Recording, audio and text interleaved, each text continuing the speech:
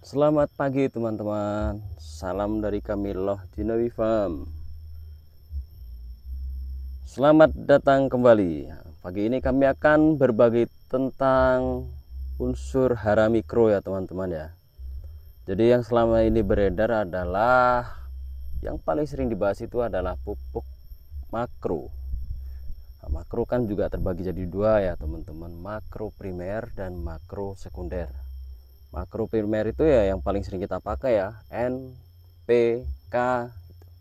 Terus makro sekunder ada magnesium, sulfur, kalsium ya. Nah, saat ini kita akan berbagi tentang unsur hara mikro gitu ya.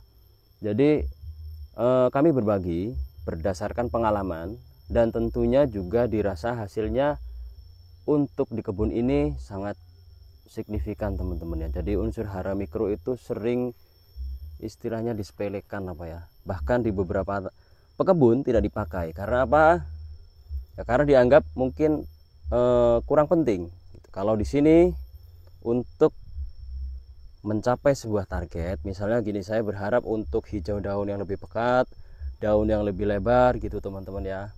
Terus kita juga butuh misalnya untuk nanti membuat cita rasa durian itu menjadi kompleks, itu kita juga butuh sentuhan mikro. Nah, tapi kenapa di beberapa tempat itu tidak diberi mikro kok bagus teman-teman ya? Kenapa demikian? Yaitu yang dimaksud dengan mineral di dalam tanah itu tidak pasti sama teman-teman. Ini contoh, hanya sebagai contoh ya. Walaupun tidak semua, cenderung durian di area Sumatera itu bisa menghasilkan rasa yang hangat, pahit gitu ya. Terus kadang-kadang malah dapat sensasi alkoholik teman-teman. Nah, itu adalah berkah alam teman-teman ya. Nah, itu didapat juga dari usia pohon yang memang udah cukup tua. Karena kami dirasa, kami juga pernah mencoba untuk pohon muda. Dari yang pernah kami baca itu memang kemampuan akar pohon yang masih muda itu belum menjangkau ke area-area mineral yang dibutuhkan untuk membuat durian itu rasanya menjadi kompleks gitu ya. Makanya untuk kebun di sini, dan memang kami sadar diri dengan kondisi tanah kami yang begini, kami tambahkan unsur hara mikro tersebut. Contohnya yang sebelumnya pernah saya upload adalah bagaimana untuk mendapatkan daun yang hijau ya. Itu kalau dianggap kurang hijau teman-teman ya. Jadi untuk menaikkan indeks klorofil daun. Jadi kita kalau berharap gimana nih kok ini daunnya udah apa ya, kurang hijau gitu ya. Kok hijaunya kurang dari target umumnya di daerah tersebut. Kenapa saya bilang daerah? Karena kadang-kadang ada daerah yang MDPL-nya itu lebih tinggi, biasanya hijaunya juga lebih pekat. Nah, di dataran rendah memang kecenderungan tidak sehijau di dataran menengah ke atas teman-teman ya. Nah, tapi paling tidak kita bisa mencapai kapasitas maksimal untuk dataran rendah. Jadi hijaunya hijau pekat versi dataran rendah. Itu untuk fase vegetatif. Nah, terus kita berharap juga lebarnya daun. Kita butuh unsur hara juga. Pendukungnya salah satunya juga dari mikro ya. Terus kita juga butuh nanti untuk rasa-rasa yang kompleks juga butuh unsur hara mikro gitu teman-teman ya. Nah, sekarang kita mau berbagi apa yang kita pakai, unsur hara mikro apa yang kita pakai, yang sudah kita pakai untuk fase vegetatif dan generatif. Ini kami buka, kami nggak ada istilahnya itu di endorse, nggak ada. Merek apapun nanti terserah ya, nggak apa-apa teman-teman ya. Ini memang yang punya ini, jadi kami yang keluarkan ya ini juga gitu. Di Vitaflex ini kan ada tuh mikro majemuk intinya. Ini udah ada Fe, udah ada mangan, ada zinc, ada tembaga, ada boron, ada molibdenum. 1, 2, 3, 4, 5, 6 ya. Loh, kenapa kok masih kami tambahkan mangan? Di sini ini ada Cu, di sini ada zinc ya. Nah, bahkan di sini juga sebenarnya kita ada boron, kadang-kadang kita tambah juga teman-teman. Jadi untuk durian unsur mikronya itu butuh lebih banyak dari jenis-jenis buah yang lain teman-teman ya. Contohnya begini, sekarang gini ya, target kita untuk fase vegetatif dulu. Vegetatif itu pertumbuhan teman-teman ya. Kita membutuhkan hijau daun yang pekat ya.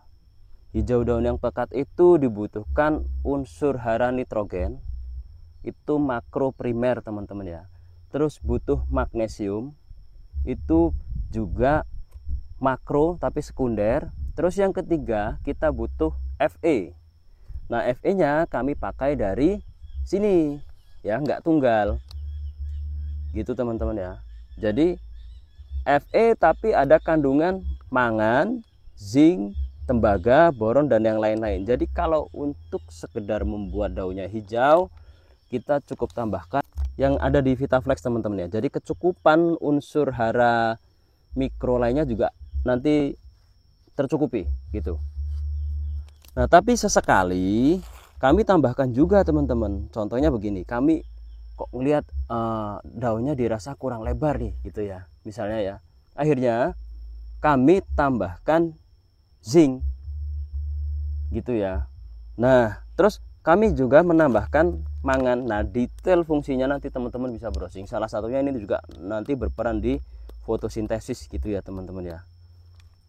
Jadi semua ini kami tambah tergantung fase yang kita butuhkan.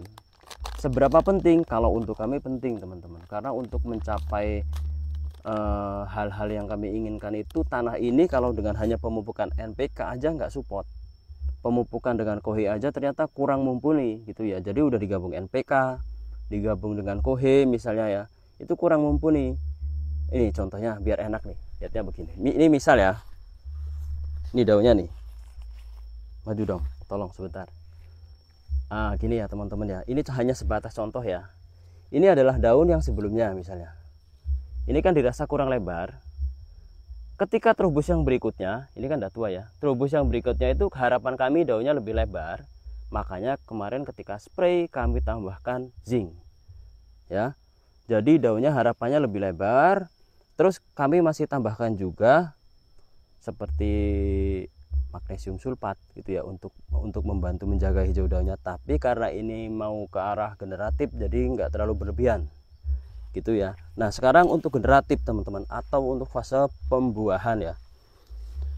Saya pernah benar-benar mencoba untuk beberapa pohon yang artinya enggak kami perhatikan mikronya.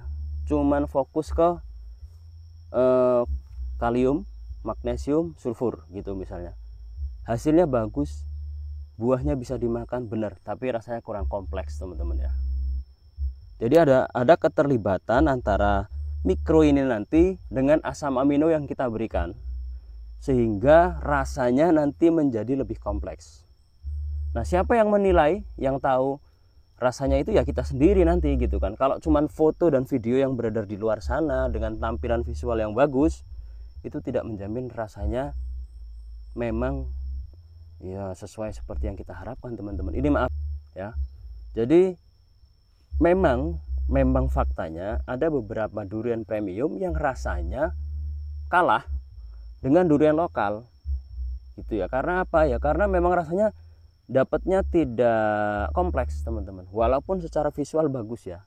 Nah, dari hal seperti itu makanya kami berusaha gimana caranya durian premium ya rasanya premium teman-teman, dengan umur yang memang belum terlalu mumpuni, karena dari yang kami baca akarnya belum punya kemampuan untuk menyerap unsur hara yang kecil mikro seperti ini dengan jangkauan akar yang seperti tadi. Makanya kita sediakan, harapannya begitu teman-teman ya. Jadi kita ulangi teman-teman ya, untuk fase vegetatif simpelnya begini ya. Vegetatif untuk kami sendiri mikro itu penting sekali. Salah satunya untuk mengejar laju pertumbuhan di hijau daun ya, hijau daun, terus di lebar daun, terus nanti ada tunas baru yang panjang bagus-bagus ya, karena di situ juga ada boron seperti itu, nanti dengan bantuan yang lain-lain. Terus untuk fase generatif di fase-fase seperti pematangan buah segala macam, mikro itu wajib, kalau buat saya harus diberikan ya, dengan kandungan ya seperti ini tadi. Nah, beda jenis, beda juga kadang-kadang perlakuan. Ada yang butuh CU lebih banyak untuk karakter durian-durian yang memang punya genetik pahit. Itu teman-teman ya. Next time kita bahas. Terima kasih. Selamat pagi.